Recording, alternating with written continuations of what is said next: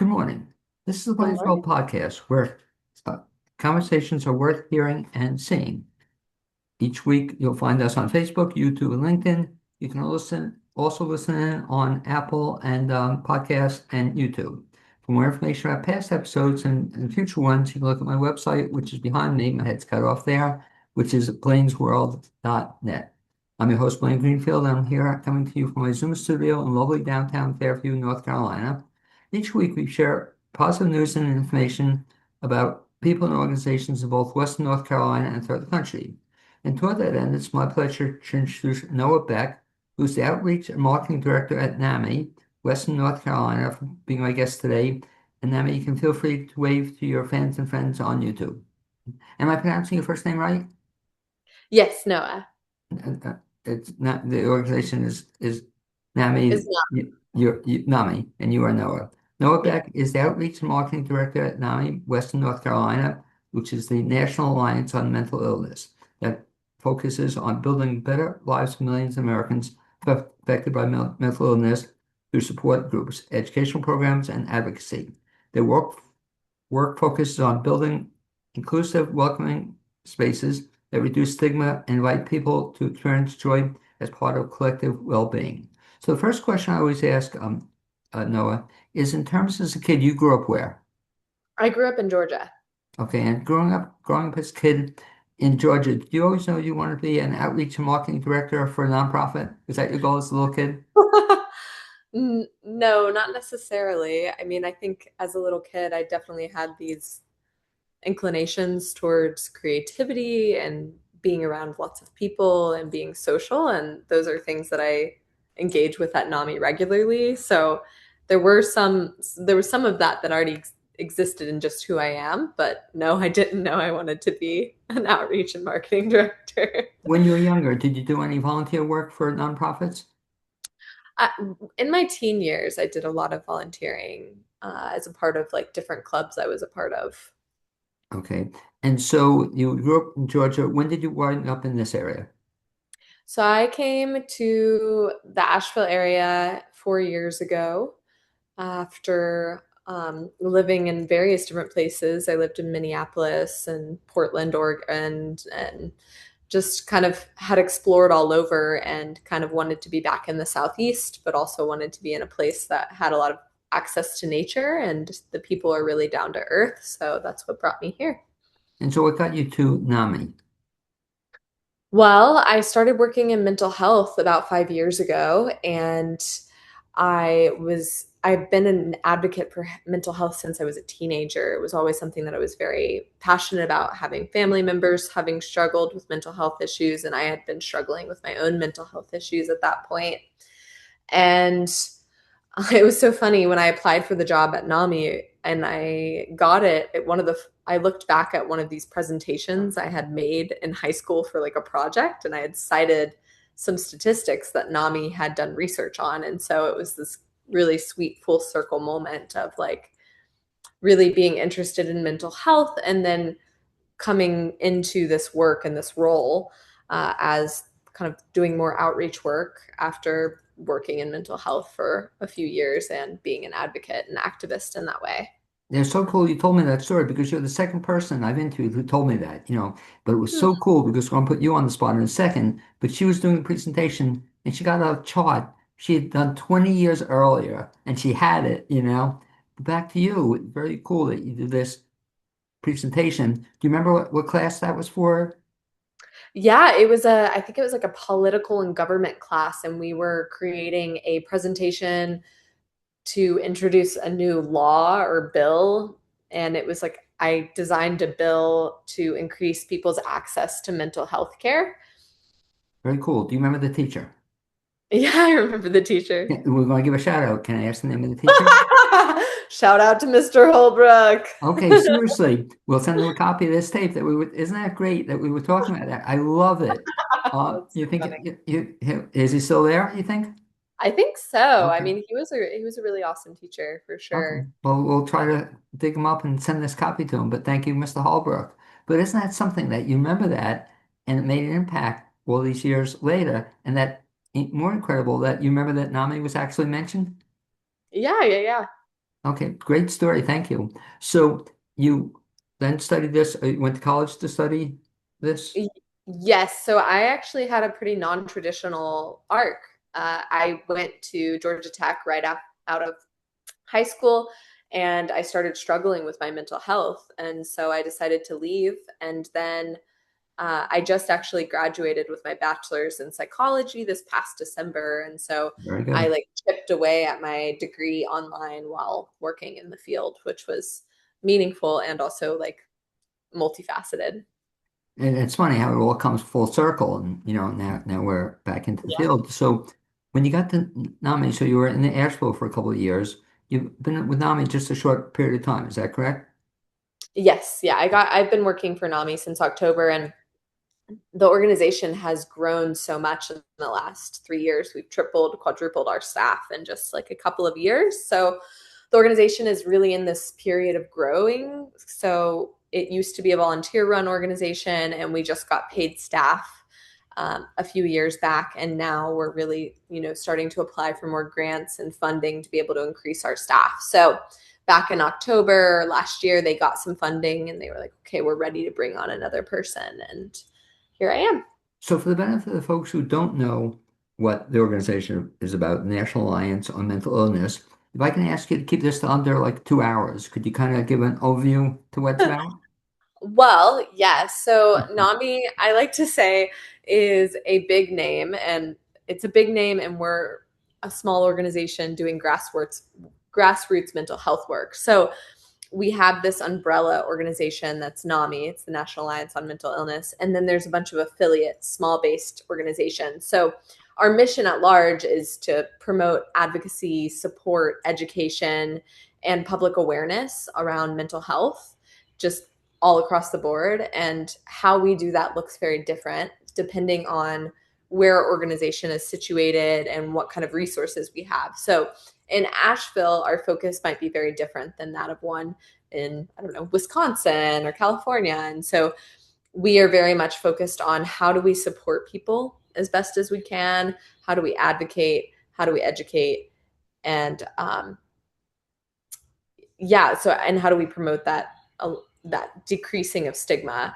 And so we do that very differently in Asheville. And so we have support groups, we have non-traditional support groups, we've got a men's group, um, we offer alternative offerings, we have events, we do an art group, and then we also are in the RHA building. And so we are open to anyone who walks in. We're frequently engaging with folks who are chronically houseless or struggling with uh, chronic mental health issues, kind of severe, more on the severe side of mental illness. And we aim to be a place that's really open for people to come in and feel welcome. And so we welcome anyone who comes in, and we offer them support. And then we also have a peer support coordinator who has a peer support specialist certification. And so that what that means is she has gone through the training, and she's a peer, so she has a history of mental health challenges and is there to support peer to peer, having understood that. So she is there from 10 to 2 Monday through Friday, and people can come in and receive that support as well. So within Asheville, are you active, I guess, in the Asheville chapter as well, or just the national chapter? So we are NAMI Western Carolina. So we are mainly active in Henderson County, Madison County, Yancey County, County, and in Buncombe County. Most of our resources are circulated in Buncombe County. We just got a grant to pay for a rural outreach coordinator. So we're Very good. hiring right now, actually, for a position. We're wanting to extend our outreach into those counties more and more. So within the organization, so you're within West North Carolina, are there other NAMIs throughout the country? Yeah, so there's like NAMI Charlotte, Okay. there's NAMI Raleigh, I believe, or NAMI Durham, I think it might be. So, or they'll have like, you might have like NAMI Atlanta, NAMI Georgia. So there's a NAMI North Carolina, and that's kind of like our umbrella within the umbrella of NAMI National. So we've got NAMI National, and then we have each state affiliates. We have NAMI Georgia, NAMI North Carolina, NAMI California, and then under that are all the like regional areas. So we have NAMI Western Carolina, which basically serves those 5 counties. So on any typical day, what does the outreach and marketing director at NAMI do? Oh, I mean, my world looks so different depending on the day. So I like to spend a lot of time out in the community. I like to partner with other organizations. Really, my role is how can we bring as many people as possible to the resources that they need and direct them to the resources they need. So really getting out there and ensuring that people know about us, that our mission is known to people, that they know they can stop in and get resources, or we can direct them to the resources they need. I am sometimes like designing presentations to go and offer education to other nonprofits who are running mental health education. Sometimes I'm out at a conference pursuing my own education, but then also tabling. Sometimes I am responding to emails or creating social media content, or um, like looking at this past weekend, we hosted a mental health art show at Haywood Famous, which is this like sober nightlife space slash coffee shop up in West Asheville. And so we had a mental health themed art show that we contracted a local artist, Spencer Beals, Very to cool. deliver this art programming at his already established sketchbook club and then also at our art group. And then we all came together and brought this art, and it was all mental health themed, and it was beautiful. We had this opening, there was live music. And so my role in that was basically allocating our resources that we had available via grant and using these kind of already established community relationships to create something that was wouldn't have otherwise been possible. What's interesting to hear you talk about it is what I used to do in another life. I've been a marketing professor. And one of the things I loved about it is it said marketing involves everything, Yeah. so what you're describing talks about like a little bit of a whole bunch of different things. It doesn't seem like you get bored too easily on that. You're always doing something different. You Yeah. mentioned resources, for example. Talk about some of the resources that you tell people about. Yeah, totally. I mean, so we have support groups for families and caregivers. We have a support group for families and caregivers of teens. We have a virtual support group for young adults. We have a men's identity group that meets in person. Excuse me. We have two art groups that we host weekly. We have our peer support coordinator who's in the office 10 to 2 and can link people to, like, for example, if someone comes in and they're like, I need help finding a toothbrush, or I need this thing, our peer support coordinator is like on it. Like she's gonna figure out where to direct them or go get that for them, depending. So we try to be like a one-stop shop. If we're not able to offer it ourselves, like if there's something that someone else needs, we're gonna try and figure out where to refer them to. So we're in the same building as the behavioral health urgent care. We're in the same building as mobile crisis, and we we know what the larger scale resources of the community are. So when people come to us, we're able to direct them depending on their unique situation that they're navigating. In terms of coming to you, do you recommend that people check the website, walk in off the street, call you, or do they do all three? Any of those. I mean, any of those work. You can call us. We'll answer 10 to 2 Monday through Friday. You can come in 10 to 2 Monday through Friday. You can look at the website to figure out what we're offering, but really we're as open as we can be. And since you mentioned the website, if you would share that information, the website Yeah, is. so it is, I believe it's not, I just want to, yeah, it's namiwnc.org. And if you want to learn more about our calendar, you go to namiwnc.org/calendar. Okay, or they get the calendar, I guess, at the website. They'll tell them how to get to the Yeah. calendar. So if they go to the website, then it'll tell about all these resources we've been talking about. That's what they'll find there, information on the Yeah, resources. so we actually there's a resource tab that'll link you to resources in that are like local to us. With that said, like the most updated resources, they're always changing.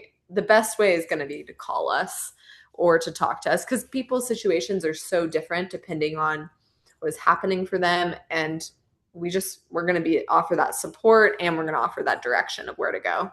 In terms of the support and direction, I would imagine if some people call you, they have no idea what to expect or how you can help. And Mhm. some people just call you to say help and, raise their hands and ask for help like that. Does that happen? Yeah, yeah, totally. Now, the people who answer the phones are counselors, or are you one of the people who answer the phones? No, so we don't have any counselors on staff. We just have a bunch of trained professionals who have a lot of mental health experience, either through being a family member of someone who has a mental health issue or having active mental health issues. So, and have like having being in recovery from those challenges. So, the people who are answering the phone are folks who have direct experience and are going to lead you to where you need to go. You work with volunteers at all? Yes, we work with lots of volunteers. We couldn't do what we do without. Okay, so if somebody's interested in volunteering, you Hmm. said somebody's gone through this, they would go to the website also and tells information on Again, volunteering. I think the best way would be to call us or to email us. So you can email us at info@namiwnc.org. Okay. And so you would kind of help them direction where they should go or what they should be doing. What do some of the volunteers do aside from answering the phone? Yeah, yeah, totally. I mean, I think that we don't have volunteers who answer the phone. That's going to be our staff, but Right. volunteer opportunities that we have include getting trained to lead support groups. We have volunteer opportunities for folks to table at events. We have volunteer opportunities for people to come help at our annual walk, Joy Fest, and for folks to join an advocacy committee. So we want to ideally be advocating in our community. We're advocating for a mental health court. We want to be advocating for better mental health resources. So right now in the community, there's so much money that's been poured into some substance use and challenges with substance use. And we want to also be at the table and kind of be speaking up for the folks who are also struggling with mental health issues. So that's an opportunity as well. By the way, you mentioned a great idea here. If anybody's interested in getting involved in this field or finding out more about mental health, one of the great things they can do is volunteer and see if they like it or find out what it entails to Mm-hmm. get their feet wet, so to speak, if you want to get involved in that. The Who should be, you raised another interesting point about mental health. How do you know that you should be calling NAMI? How do you know you need mental health? I think if you're asking the question, it's better to just call. Yeah. Well, if you're wondering, I guess. And so I guess a wide range of folks, you can help them. You mentioned that the peer counseling and other kind of counseling you can give them. I mean, I wouldn't necessarily call it counseling, but we're going to direct folks to the resources that they Okay. need. So, Oh, I mean, the first thing we're going to do is assess for someone's, like, if they're in danger and if they're in crisis. And if that's the case, we're going to direct them accordingly. 988 is an amazing resource. That's where you would call. That's like the, the kind of crisis line for suicide is 988. okay. And you mentioned something else too that I know you're going to is upcoming. You mentioned, I love the title. It's called the Joy Fest. What's Joy that? Fest. Yeah. So Joy Fest is our redesign of our annual NAMI walks. So each year we have a NAMI walks, which is our fundraiser, our annual fundraiser. And this year we've kind of redesigned it so that we can have this festival vibe and have a lot more fun. So we're bringing in uh, artists and vendors and food trucks and puppets and people who will bring dancing and people who will be bringing singing. And so we're wanting to bring forth a celebration of mental health while also bringing forth the awareness and fundraising for it. We also want to acknowledge that like one of the key pieces to developing good mental health is also developing a relationship with what it is to actually feel good in your body and feel joyful, and that isn't to bypass the pain and the grief that exists in the world. There's so much to be sad about, and what does it mean to like find delight in being in community, and what does it mean to find delight in being with singing or being outside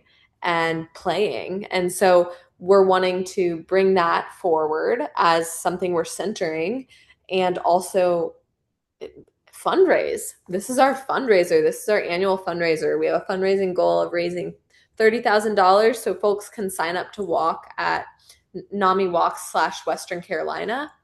And that's we need you. We need you out there supporting for mental health. And it's gonna be a lot of fun. I'm so excited. And when and where does that take place? Yeah, thank you. So it is May 16th from 11 to 1, and it will be in Pack Square Park in downtown Asheville. We're going to have like live music, and it's just going to be so fun. And so you mentioned it's a Joy Fest. So there's not a walk in this, right? It's just a fest. So there'll be Joy Fest, and then we're going to have a walk, but we're having a good friend of ours, Amy Dickens. She's going to be out there leading Joy Parade, and so she does this fun thing where she kind of leads some dance moves with a speaker and music, and we'll have everyone get dressed up in whatever way feels most enjoyable and fun for them, and then we'll go out and walk. So there's still a walk component, but it's more joyful and fun and playful. And where will the walk component take place? It'll be in downtown Asheville. But walking through downtown Asheville? Yes, yes. There's, I'm listening to you, and it's a shame. I used to participate in something called a mile in her shoes. I don't know if you know about it. Yes, yes, I do. It was one of the great things every year, and I did it for 3 years. And you Yeah. walked downtown Nashville. It was a lot of fun. So they stopped it for some. Well, and as you know now, with the marketing, it takes a lot of work to put it together. And it's a whole bunch of moving pieces. And Mhm. so, in terms of putting this together within the organization or where you work, how many folks are there involved? um, well, it's mostly myself and my executive director, Robin, and so it's full time right now, and we have a ton of volunteers who are going to be supporting us through it. Because you mentioned, I give you so much credit, because with Walk a Mile in Her Shoes, they had just a few people, and it was a lot of work. Totally, And totally. and you're going, to your credit, beyond it. You're doing a lot more than just a walk. Has the organization done this before? No, this is the first time doing it. Okay, so that's be interesting. And what's cool about this, you mentioned in terms of your schooling, I guess that's something you never learn in school. You just learn it by doing it. Absolutely. Absolutely. Yeah. I mean, I would say that about a lot of my mental health experiences. Like I've learned way more in being in the field than I have ever and than in being in school. Like you learn concepts, Right. but you learn application with experience. Well, and what was your major again? I was in psychology. Psychology, yeah, but didn't really have to do with it's so ironic you're doing this with marketing. And so you just Mhm. like I said, you learn it by doing it, so to Yeah, speak. yeah, that's true. I mean, and marketing is incredibly psychological too. Right, I Yeah. guess so too. Yeah. So after this fest is over, do you have anything else on the agenda? Or are there any other events like this coming up, or get ready for next year? I'll probably be going on vacation. Sure. But um my projects at work will be shifting. I'll be doing more work. Like I have some presentations and things coming up in June and July, but and like more some work on the organization itself. But right now, no, I don't have another event coming up, or we don't have another event coming up in the near future. Because I've heard other people say your goal this year is to get ready for year two. If you get through it this year, and it goes, but that's very exciting to be the first one to do this. And so I this has never know. been done in West North Carolina before, an event like this. No, I'm so excited. It's going to be great. Okay, you should be. So after that long range, you said your work is shifting a little bit in terms of what you're doing. How so? More presentations or Well, I mean, it'll just be like right now, so much of my work life is geared around Joy Fest as well as kind of my other responsibilities I'm doing alongside that. So once Fest is off my plate, I imagine I will be adapting to what the organization needs at that moment, which right now I think I would will be attuning to what we need at that moment. out of all the things you do you have a favorite thing you do for your job? I really love being out in the community and designing like new relationships. So I really like designing new programs and offerings for like different people and folks who need us. That's just it's really really delightful. And of course, also being on Blaine's World podcast is up there, in There you terms of go. being That's your favorite part of thing it. to do. Down the road, do you see yourself, do you have any grandiose plans in terms of what you'll be doing 10 years from now, 20 years from now?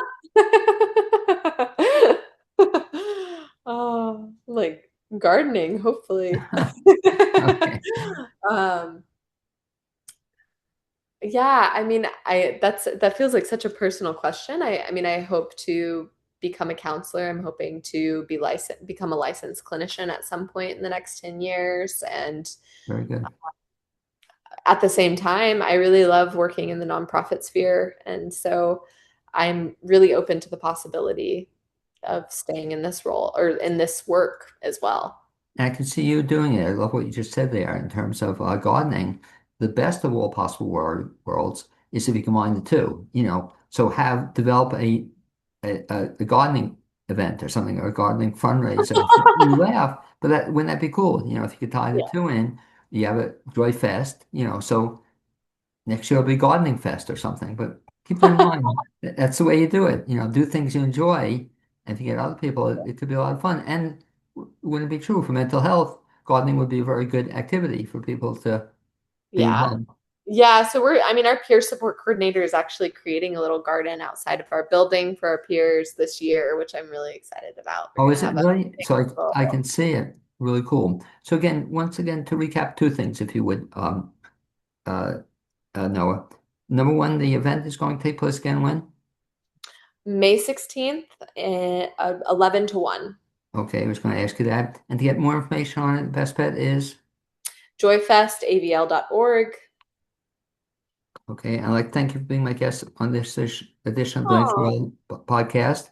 Also, I'd like to thank my producer, Captain Tissetti. Hopefully, one of these days, if not before, we'll even bump into each other. That'd be great. Thank you. oh, thank you so much. I hope you have a beautiful day. You too. Thanks.